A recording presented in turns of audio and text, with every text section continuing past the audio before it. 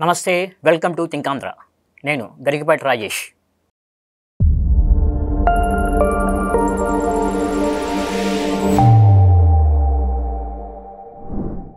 ఆంధ్రప్రదేశ్ రాజకీయాల్లో ఎస్సీ వర్గీకరణ అంశం అనేది ఇప్పుడు కొత్తగా జరిగింది. అయితే కొన్ని దశాబ్దాల తరబడి అపరిష్కృతంగా ఉన్న ఈ సమస్యని చంద్రబాబు నాయుడు ముఖ్యమంత్రి అయిన 6 నెలల్లోనే దీన్ని చాలా సులువుగా పరిష్కరించారు.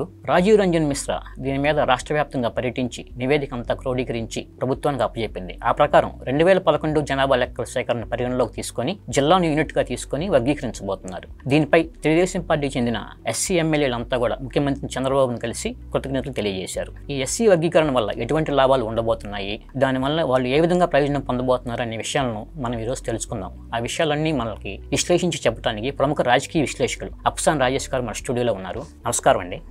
ఈ ఎస్సీ వర్గీకరణ వల్ల వాళ్ళు ఎటువంటి లాభాలు పొందబోతున్నారు, భవిష్యత్తులో వాళ్ళకి ఎటువంటి ఆ రిజర్వేషన్ ఫలాలు అంది ఆర్థికంగా సామాజికంగా వాళ్ళ స్థాయి పెరగబోతుంది అనేది ఒకసారి మీరు వివరించారు.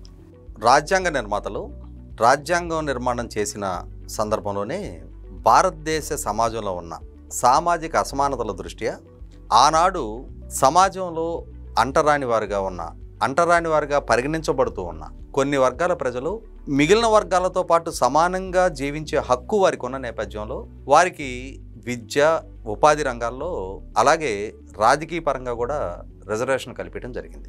అయితే దశాబ్దాలు కాలం గడిచే కొంది అలా రిజర్వేషన్లు కల్పించబడిన వర్గాల్లో కూడా అసమానతలు నెలకొంటున్నాయి అనే ఉద్దేశంతో, అంటే ఆ రిజర్వేషన్ సౌలభ్యాన్ని కొన్ని వర్గాల ప్రజలే అందుకుంటా ఉన్నారు, మిగిలిన వర్గాల ప్రజలకి ఆ ఫలాలు వారి జనాభా ప్రపోర్షనేట్లో అందటం లేదు అని చెప్పని అన్రెస్ట్ ఆయా వర్గాల్లోనే మొదలైంది. అలా మొదలైన ఈ అన్రెస్ట్ అనేది 1990 దశకం తొలినాళ్లలో ఆంధ్రప్రదేశ్ రాష్ట్రంలో ఒక రాజకీయ నినాదంగా ఒక ఉద్యమ కార్యాచరణ దిశగా అడుగులేయటం మొదలైంది. ఆ రోజుల్లో అలా మొదలైన ఆ నినాదాన్ని అడ్రస్ చేసిన ఇదొక సామాజిక సమస్య.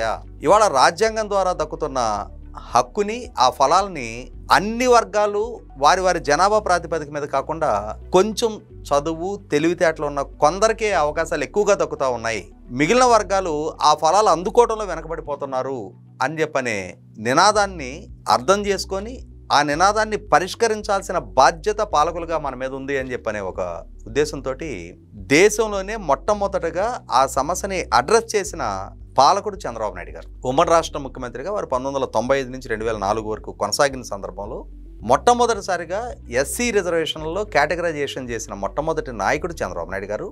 మొట్టమొదటి ప్రభుత్వం తెలుగుదేశం ప్రభుత్వం. ఎస్సీలకున్న 15% రిజర్వేషన్ని ఏబిసిడీలుగా కేటగరైజ్ చేసి ఏ వర్గాలకి ఎంత వారి జనాభా ప్రపోర్షన్ ప్రకారం ఇంత పర్సంటేజ్ అనేది ఫిక్స్ చేయటం జరిగింది. అలా చేసిన నేపథ్యంలోనే వివక్షకు గురవుతున్నాము అని చెప్పని ఫీల్ అవుతా ఉన్నా మాదిగ ఉపకులాలు, రెల్లి ఉపకులాల వారికి వారికి సంబంధించి నిర్దిష్ట ప్రపోర్షనేటు వారి కేటగిరీలో కేటాయింపు చేసిన దృష్ట్యా ఆ కేటగిరీలో వారికి మాత్రమే అవకాశాలు దక్కడానికి ఆస్కారం ఉన్న నేపథ్యంలో కొన్ని సంవత్సరాల పాటు వారు ఆ ఫలాలను కూడా అందుకోగలిగారు. అయితే సహజంగానే అప్పటి వరకు ఆ ఫలాలని అందుకుంటూ ఉన్న వర్గానికి ఖచ్చితంగా వారికి అసంతృప్తి కలగటం సహజం. వారి ఫలాలని గుంజేసుకుంటున్నారు అని చెప్పని అభిప్రాయం బలపడటం సహజం. వారు కోల్పోతున్న ఈ హక్కుల నేపథ్యంలో, ఆ ఫలాల నేపథ్యంలో దాన్ని తిరిగి దక్కించుకోవడానికి వారు కూడా పోరాటం ప్రారంభించడం సహజం. అలాగే ఆ పోరాటం కూడా మొదలైంది. మాదిగ రిజర్వేషన్ పోరాట సమితి, అలాగే మాల మహానాడు పేరిట ఉద్యమాలు, న్యాయ పోరాటాలు, రాజకీయ పరంగా రాజకీయ పక్షాలని ఆశ్రయించటం, ఇవన్నీ కూడా సహజ ప్రక్రియగా మొదలయ్యాయి. ఆ మొదలైన నేపథ్యంలోనే మాల మహానాడు చేసిన న్యాయ పోరాట నేపథ్యంలో గౌరవ సుప్రీంకోర్టు ఒక తీర్పు ఇవ్వడం జరిగింది. గౌరవ హైకోర్టు మొట్టమొదటిగా తీర్పు ఇవ్వడం జరిగింది. రాష్ట్ర ప్రభుత్వాలకి రిజర్వేషన్ కేటగరైజేషన్ చేసే అధికారం, అసెంబ్లీకి అధికారం ఉండదు. ఈ రాజ్యాంగం ద్వారా సంక్రమించిన ఈ హక్కుని కేటగరైజేషన్ నిర్ణయం తీసుకుని అది పార్లమెంటు వేదికగా తీసుకోవాల్సిందే తప్ప రాష్ట్ర ప్రభుత్వ పరంగా అసెంబ్లీ వేదిక నిర్ణయం చేయడానికి ఆస్కారం లేదు అని చెప్పని ఒక తీర్పు ఇవ్వడం జరిగింది. ఆ నేపథ్యంలో పార్లమెంటు కోర్టులోకి వెళ్ళడం జరిగింది. పార్లమెంటు వేదిక నిర్ణయం జరగాలి. ఈలోగా న్యాయ పోరాటం కూడా సుప్రీంకోర్టుకి చేరటం జరిగింది. సుప్రీంకోర్టులోనే ఈ న్యాయ పోరాటం దశాబ్దాల తరబడి కొనసాగుతూ ఉంది. ఈలోగా చంద్రబాబు నాయుడు గారు 2004లో అధికారానికి దూరం జరిగిన తర్వాత అధికార బాధ్యతలు చేపట్టిన రాజశేఖర రెడ్డి గారి ప్రభుత్వం కూడా మేనిఫెస్టోలో కేటగరైజేషన్కి అనుకూలంగా పొందుపరిచారు. కానీ వాస్తవరూపంగా అసెంబ్లీలో తీర్మానం చేశారు, అఖిలపక్షంతో కేంద్ర ప్రభుత్వం దగ్గరికి రిప్రజెంటేషన్లు తీసుకెళ్లారు. మేము సానుకూలం అని చెప్పని ఉత్తుత్తి ప్రకటనలకు పరిమితం అయ్యారు తప్ప ఆ రోజు యూపీఏ ప్రభుత్వం 2004 వరకు ఎన్డీఏ ప్రభుత్వంలో తెలుగుదేశం భాగస్వామిగా ఉన్న నేపథ్యంలో చంద్రబాబు నాయుడు గారు 2004కి ముందు రాష్ట్రంలో అమలుపరచగలిగారు, కానీ కేంద్రంలో దాన్ని పరిష్కరించాల్సిన బాధ్యత ఆ రోజు ఆయన భుజస్కంధాల మీద లేకపోయింది. ఎందుకంటే అప్పటికి ఇంకా తీర్పు రాలా. తర్వాత రోజుల్లో ఇది ఇష్యూ ఎప్పుడైతే పార్లమెంట్కి చేరిందో అప్పటికి ఎన్డీఏ ప్రభుత్వం స్థానంలో యూపీఏ ప్రభుత్వం బాధ్యతలు చేపట్టింది. వాస్తవంగా రాజశేఖర రెడ్డి గారు ఆ రోజున కేంద్ర ప్రభుత్వంలో కూడా చాలా ఇన్ఫ్లుయెన్షియల్ లీడర్. ఆంధ్రప్రదేశ్ నుంచి నెగ్గిన 29 మంది పార్లమెంటు సభ్యుల సంఖ్యాబలం ఆ రోజు యూపీఏ 1 ప్రభుత్వంలో చాలా కీలకం. యూపీఏ 2 ప్రభుత్వ హయాంలో కూడా 33 ఆంధ్రప్రదేశ్ రాష్ట్రం నుంచి కాంగ్రెస్ పార్టీ తరఫున నెగ్గడం జరిగింది. ఇటువంటి నేపథ్యంలో నాడు ఎంతో బలవంతుడైన రాజశేఖర రెడ్డి గారు కేంద్ర ప్రభుత్వంలో దీన్ని పరిష్కరించాలి అనుకుంటే పరిష్కరించుండేవారు. కానీ ఆయన మాదిగలని ఉత్త ఖాళీ అష్యూరెన్సెస్ తోటి కాలం గడుపుకొని మోసం చేస్తూ వచ్చారు. కానీ ఆచరణపూర్వకంగా దాన్ని సాధించే ప్రయత్నం చేయలే. అంటే వాళ్ళకి చిత్తశుద్ధి లేదు. ఆ రోజు చంద్రబాబు నాయుడు గారు మాదిగల పక్షాన్ని నిలిచారు కదా, మనం మాలల పక్షాన్ని నిలుద్దాం, మాదిగలను మాత్రం కంటి తుడుపు మాటలతో మభ్య పెడతాం అని చెప్పని కాలయాపన చేస్తూ వచ్చారు. ఆయనే కదా తర్వాత రోసే గారైనా కిరణ్ కుమార్ రెడ్డి గారి ప్రభుత్వాల హయాంలో కూడా చిత్తశుద్ధిగా వారి ప్రభుత్వమే కేంద్రంలో కూడా అధికారంలో ఉన్నా కూడా కేటగరైజేషన్ కోసం ప్రయత్నం చేయలే. ఆ తర్వాత 2014-19 మధ్య చంద్రబాబు నాయుడు గారి ప్రభుత్వ హయాంలో కూడా కొంత సాధ్యత ధోరణి ప్రదర్శింపబడింది అనేది వాస్తవం. ఎందుకంటే రాష్ట్ర విభజన జరిగింది. ఈ విభజన జరిగిన నేపథ్యంలో ఏంటంటే సామాజికంగా వచ్చిన మార్పు చేర్పులు కూడా తెలంగాణ ప్రాంతంలో మాదిగ పాపులేషన్ ఎక్కువ, ఆంధ్ర ప్రాంతంలో మాల పాపులేషన్ ఎక్కువ. ఇటువంటి నేపథ్యంలో చంద్రబాబు నాయుడు గారు కూడా 2019లో మాలల ఆగ్రహానికి గురైన పక్షంలో రాజకీయంగా తనకు ఎదురుదెబ్బ అవడానికి ఆస్కారం ఉంటుందనే ఉద్దేశంతో కావచ్చు, ఆ రోజు ఎన్డీఏ ప్రభుత్వంలో కీలక భాగస్వామిగా ఉన్నా కూడా చంద్రబాబు నాయుడు గారి ప్రభుత్వం వైపు నుంచి కూడా 2019కి ముందు కొంత సాధ్యత ధోరణి ప్రదర్శింపబడింది అనేది వాస్తవం. ఈ నేపథ్యంలో సుప్రీంకోర్టు రీసెంట్గా ఒక తీర్పు ఇవ్వడం జరిగింది. ఆ తీర్పు ప్రకారం రాష్ట్ర ప్రభుత్వాలు వారి ప్రయారిటీ ప్రకారం కేటగరైజేషన్ చేసుకోవచ్చు అని చెప్పని తీర్పు ఇవ్వడం జరిగింది. అంటే గతంలో ఇచ్చిన తీర్పుకి భిన్నంగా పార్లమెంటు వేదికగానే కేటగరైజేషన్ చేయాలన్న తీర్పుకి భిన్నంగా రాష్ట్రాల్లో ఉన్న సామాజిక స్థితిగతుల దృష్ట్యా ఒక సైంటిఫిక్ అప్రోచ్తో, అంటే అక్కడ ఎస్సీ జనాభాని ప్రాపర్గా లెక్కించి ఆ లెక్కించిన దాంట్లో ఎవరికి ఎంత స్థాయి ఫలాలు దక్కుతున్నాయి అనేది కూడా ఒక సైంటిఫిక్ మెథడాలజీలో అసెస్ చేసిన తర్వాత ప్రభుత్వాలు భవిష్యత్తులో వివాదాలకు ఆస్కారం లేకుండా రాష్ట్ర ప్రభుత్వ స్థాయిలోనే నిర్ణయం చేయొచ్చు అని చెప్పని రాష్ట్ర ప్రభుత్వాలకు ఫ్రీ హ్యాండ్ ఇవ్వడం జరిగింది. దాని నేపథ్యంలో మొదటి నుంచి ఈ సమస్య పట్ల సానుభూతి వ్యక్తం చేస్తూ వస్తున్న, ఈ సమస్యను అడ్రస్ చేసిన నేపథ్యం ఉన్న తెలుగుదేశం పార్టీ ప్రభుత్వం ఇప్పుడు రాష్ట్రంలో అధికారంలో ఉన్న నేపథ్యంలో చంద్రబాబు నాయుడు గారి ప్రభుత్వం కూడా అలాగే తెలంగాణ ప్రభుత్వం కూడా ఈ సమస్య పట్ల సానుకూలత వ్యక్తం చేస్తూ సైంటిఫిక్ మెథడాలజీలో వెళ్లాల్సిన నేపథ్యంలో రాజీవ్ రంజన్ మిశ్రా గారి ఆధ్వర్యంలో ఒక ఏకసభ్య కమిషన్ అపాయింట్ చేశారు. ఆ ఏకసభ్య కమిషన్ కూడా రాష్ట్ర వ్యాప్తంగా 13 ఉమ్మడి జిల్లాలో విస్తృతంగా పర్యటించారు. అన్ని వర్గాల ప్రజలతోటి మమేకమయ్యారు. వివిధ వర్గాల వివిధ అసోసియేషన్ల నుంచి రిప్రజెంటేషన్స్ తీసుకున్నారు. ఆ తీసుకొని ఒక డేటా కలెక్ట్ చేయడం జరిగింది. ప్రజల అభిప్రాయాలు ఎలా ఉన్నాయి, సంఘాల అభిప్రాయాలు ఎలా ఉన్నాయి, ప్రజాప్రతినిధుల అభిప్రాయాలు ఎలా ఉన్నాయి, ఉద్యోగ సంఘాల అభిప్రాయాలు ఎలా ఉన్నాయి, వీటినన్నింటినీ క్రోడీకరించి రాష్ట్ర ప్రభుత్వానికి ఒక రిపోర్ట్ ఇవ్వడం జరిగింది. ఆ రిపోర్ట్ ఇస్తూ ఆయన గతంలో ఏం చేశారంటే చంద్రబాబు నాయుడు గారి ప్రభుత్వం ఆ రోజుల్లో ఎస్సీలని ఏబిసిడి పేరిట 4 కేటగిరీలుగా క్లాసిఫై చేశారు. కానీ ఇప్పుడు రాజీవ్ రంజన్ గారు మిశ్రా గారు ఏం చెప్పారంటే 3 కేటగిరీలుగా విభజించుదాం. అత్యంత వెనుకబడ్డ రెల్లి ఉపకులాలకి వారి జనాభా ప్రాపోర్షన్ ప్రకారం 1% కేటాయింపు చేద్దాం వారికి. ఆ తర్వాత అత్యధిక జనాభా ఉన్న మాదిగ వర్గీయులు వారి ఉపకులాలు సుమారుగా 59 ఉపకులాలు ఉన్నాయి. వారికి 6.5% కేటాయింపు చేద్దాం. అప్పటికి 6.5 7.5% అవుతుంది. మిగిలిన 7.5%ని మాల ఉపకులాలకి కేటాయింపు చేద్దాం అని చెప్పని చెయ్యండి అని చెప్పని రాష్ట్ర ప్రభుత్వానికి రికమెండేషన్ ఇచ్చారు. అంటే అందరికీ సమన్యాయం, అంటే ఆయా వర్గాలకు ఉన్న జనాభా ప్రపోర్షనేట్ ప్రకారం.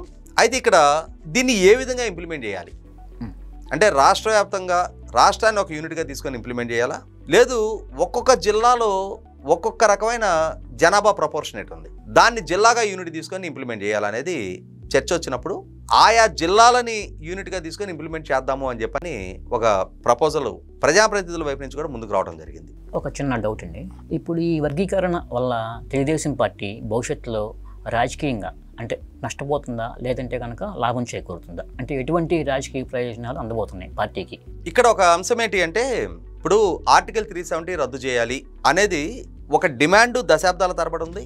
భారతీయ జనతా పార్టీ ఎజెండాలో దాన్ని మెయింటైన్ చేస్తూ వచ్చారు. కానీ దశాబ్దాల తరబడి అది చేయలేకపోయారు. కానీ సమయం, సందర్భం, రాజకీయంగా కూడా అనుకూలత సిద్ధించిన తర్వాత మనం మొదటి నుంచి మన విధాన నిర్ణయంగా దాన్ని ప్రకటిస్తూ వస్తున్నప్పుడు దాన్ని అమలు బాధ్యత కూడా మనదేనని చెప్పని, అంటే దానివల్ల మైనార్టీలకి వ్యతిరేకత పెరుగుతుందా, మెజార్టీ ప్రజల సానుకూలత పెరుగుతుందా, ఇరుగు పొరుగు దేశాల్లో దాని ప్రతిస్పందనలు ఏ విధంగా ఉంటాయి, వీటినన్నింటినీ అసెస్ చేసుకున్న తర్వాతే ఒక విధాన నిర్ణయం తీసుకొని అబాలిషన్ ఆఫ్ ఆర్టికల్ 370 అనేది పార్లమెంట్ వేదికగా ఒక నిర్ణయం చేశారు. అలాగే ఇప్పుడు ఎస్సీ కేటగరైజేషన్ అనేది మొదటి నుంచి తెలుగుదేశం పార్టీ తమ ఎన్నికల మేనిఫెస్టోలో పెడుతూ వస్తున్నారు. 3 దశాబ్దాలుగా ఆ ఉద్యమానికి మద్దతు ప్రకటించారు. ఉద్యమానికి మద్దతు ప్రకటించడం కాదు, ఇక్కడ ఒక అంశం ఏంటి అంటే 1998 పార్లమెంట్ ఎన్నికల నాడు అప్పటికి ఎంఆర్పిఎస్ పూర్తి స్థాయిలో తెలుగుదేశం పార్టీకి మద్దతుగా నిలవడం జరిగింది. ఆ నిలిచిన నేపథ్యంలోనే మాదిగ ఉద్యమ నేపథ్యం ఉన్న నాయకులకి ఫ్రెష్ బ్లడ్, ఆ రోజుల్లో అప్పటికి రాజకీయ ముఖచిత్రం మీద లేని వ్యక్తులకు కూడా తెలంగాణ ప్రాంతంలో ఎంపీలుగా అవకాశం ఇవ్వడం జరిగింది. డాక్టర్ మందా జగన్నాథం గారు, వారికి నాగర్ కర్నూలు నుంచి డాక్టర్ సుగుణ కుమార్ గారు, అప్పటి వరకు సుదీర్ఘ రాజకీయ నేపథ్యం ఉండి పలు ఎన్నికల్లో నెగ్గుతూ వస్తున్న జి వెంకటస్వామి గారి మీద పెద్దపల్లి నుంచి డాక్టర్ సుగుణ కుమార్ గారికి అవకాశం ఇవ్వడం జరిగింది.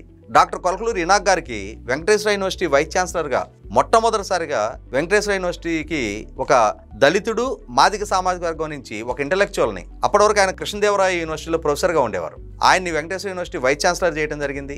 అంటే ఆయా వర్గాలకు ప్రాధాన్యత ఇస్తూ వస్తున్నారు. దాని పర్యవసానం కొన్ని ఎన్నికల్లో ఆయా వర్గాలు సాలిడ్గా తెలుగుదేశం పార్టీకి మద్దతుగా నిలవడం జరిగింది. ఇటువంటి నేపథ్యంలో సామాజికంగా ఎస్సీ వర్గాల్లో ఉన్న డిస్పారిటీస్ దృష్ట్యా ఆ అంతరాలు పెరుగుతున్న నేపథ్యంలో ఆయా వర్గాల నుంచి వస్తున్న డిమాండ్కి మద్దతుగా మనం మొదటి నుంచి ఆ వర్గాలకు మద్దతు ఇస్తాము, అమలు చేస్తామని చెప్తున్న నేపథ్యంలో కొన్నిసార్లు రాజకీయపరమైన లాభ నష్టాలకు అతీతంగా కొన్ని పాలసీ డెసిషన్స్ తీసుకోవాల్సి ఉంటుంది. అలాగే ఇప్పుడు కూడా తెలుగుదేశం పార్టీ రేపటి రోజున మాలవర్గీయుల నుంచి ఆగ్రహం ఎదురుకావడానికి ఆస్కారం ఉందంటే డెఫినెట్గా ఈ రిజర్వేషన్ ఫలాలు వీటి గురించి ఆలోచన చేసే వర్గాల నుంచి కొంత వ్యతిరేకత ఎదురవుతుంది. అలా అని చెప్పని 100కు 100 మంది మాదిగలు తెలుగుదేశం పార్టీతో సేల్ అవుతారంటే స్థానిక రాజకీయ పరిస్థితుల దృష్ట్యా ఇవాళ పంచాయతీ నుంచి ఎంపీటీసీ నుంచి అన్ని రిజర్వ్ అవుతున్నాయి. ఆ రిజర్వ్ అవుతున్న నేపథ్యంలో ఒక మాదిగపల్లిలో ఒక 1000 ఓట్లు ఉన్నాయి అని అంటే అక్కడ పోటీ చేసే ఇరువురు అభ్యర్థులు అక్కడి నుంచే ఉంటారు కదా, 2 పార్టీల నుంచి. ఖచ్చితంగా 2 పక్షాలకి ఎంతో కొంత వర్గం స్థానికంగా ఆ వర్గం మద్దతు ఉంటుంది కదా. కాబట్టి మొత్తానికి మొత్తం ఇప్పుడు తెలుగుదేశం పార్టీ మాదిగలకు అనుకూలంగా నిర్ణయం చేసింది కదా అని చెప్పని మాదిగపల్లెలు కన్సాలిడేటెడ్ సాలిడ్గా తెలుగుదేశం పార్టీకి ఓటేస్తారంటే వేయకపోవచ్చు. కానీ ప్రభుత్వ పరంగా విధాన నిర్ణయం తీసుకోవటం, రాజకీయ లాభ నష్టాలకు అతీతంగా నిర్ణయం తీసుకోవటం అనేది రాజనీతిజ్ఞత ప్రదర్శించే నాయకుడి లక్షణం. చంద్రబాబు నాయుడు గారు ఆ రాజనీతిజ్ఞతని ప్రదర్శిస్తూనే మొదటి నుంచి ఆ వర్గాల్లో మాదిగలకు అన్యాయం జరుగుతూ ఉంది కాబట్టి వారికి అండగా నిలవటం అనేది మన పార్టీ పరమైన విధాన నిర్ణయం అని చెప్పని విధానపరంగా ఒక నిర్ణయం తీసుకున్నారు. ఈ తీసుకున్న సందర్భంగా మరి తెలుగుదేశం పార్టీలో మాల నాయకులు లేరా? చాలా సీనియర్ నాయకులు ఉన్నారు, టవరింగ్ పర్సనాలిటీలు ఉన్నారు. ఒక పక్క మాదిగ రిజర్వేషన్కి మద్దతు ప్రకటిస్తూనే మరి జిఎంసి బాలయ్య గారిని, ప్రతిభా భారతి గారిని, మాల సామాజిక వర్గీయుల్ని దేశంలో మొట్టమొదటి దళిత లోక్సభ స్పీకర్గా బాలయ్య గారిని ఎంపిక చేశారు. అలాగే మరి ప్రతిభా భారతి గారు దేశంలో మొట్టమొదటి దళిత మహిళా స్పీకర్గా వారిని ఎంపిక చేయడం జరిగింది. కాబట్టి ఇక్కడ తెలుగుదేశం పార్టీ మాదిగ రిజర్వేషన్కి మద్దతు ప్రకటించిన మాత్రాన మాలల పట్ల వివక్ష ప్రదర్శించాల. సామాజికంగా ఈ అంతరాలు ఉన్నాయి, దీన్ని అడ్రస్ చేయాల్సిన బాధ్యత ప్రభుత్వ పరంగా మనది. ఈ నిర్ణయాన్ని అమలు చేసే ప్రాసెస్లో కొంతమందికి కష్టం వేస్తుంది, కొంతమంది మనోభావాలు దెబ్బతింటాయి. తిన్నా సరే ఫర్మ్గా డెసిషన్ తీసుకోవాల్సిన బాధ్యత నాయకుడి మీద ఉంటుంది. అక్కడే నాయకత్వ పటిమ, నాయకత్వ సామర్థ్యం, నాయకుడి నిజాయితీ కూడా వ్యక్తం అవుతుంది. ఆ వర్గానికి ఇచ్చిన మాట నిలబెట్టుకోవాలి అని చెప్పనే భావం వ్యక్తం చేయడం, దాన్ని అమలు చేయడం అనేది ఆ నాయకుడి సామర్థ్యం, ఆ నాయకుడి నిజాయితీని వ్యక్తం చేస్తుంది. కాబట్టి ఇక్కడ ఈ ఒక్క అంశం ప్రాతిపదికగానే ఎన్నికలలో ఓట్లు అటు ఇటు అంటే కొంతమంది ఉంటారు, కొంతమంది అసంతృప్తి వ్యక్తం చేసేవారు ఉంటారు. ఇవాళ 2019 ఎన్నికలకు ముందు మరి కాపులకి 5% రిజర్వేషన్ ఇవ్వాలనేది చంద్రబాబు నాయుడు గారు ఒక నిర్ణయం తీసుకున్నారు. కానీ అదే మొత్తానికి మొత్తం కాపు సామాజిక వర్గం తెలుగుదేశం వెనక సేల్ అవ్వలేదు కదా.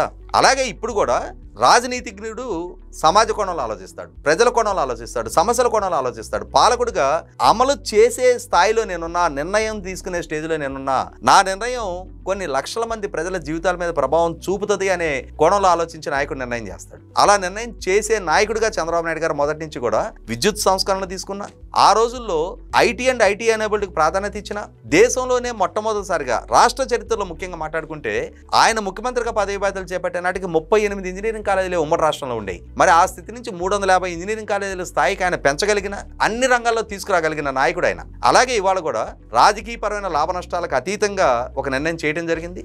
ఆ చేసిన నేపథ్యంలో ఆయా వర్గాలు ఏ స్థాయిలో రేపటి రోజున ఆయన గుర్తుపెట్టుకుంటాయి అనేది అది ఎన్నికల్లో డిసైడ్ అవుతుంది. కాకపోతే ఏంటంటే అసమానతలు ఎదుర్కొంటున్న కొన్ని వర్గాలకు న్యాయం చేయడం అనేది పాలకుడిగా ఆయన బాధ్యత.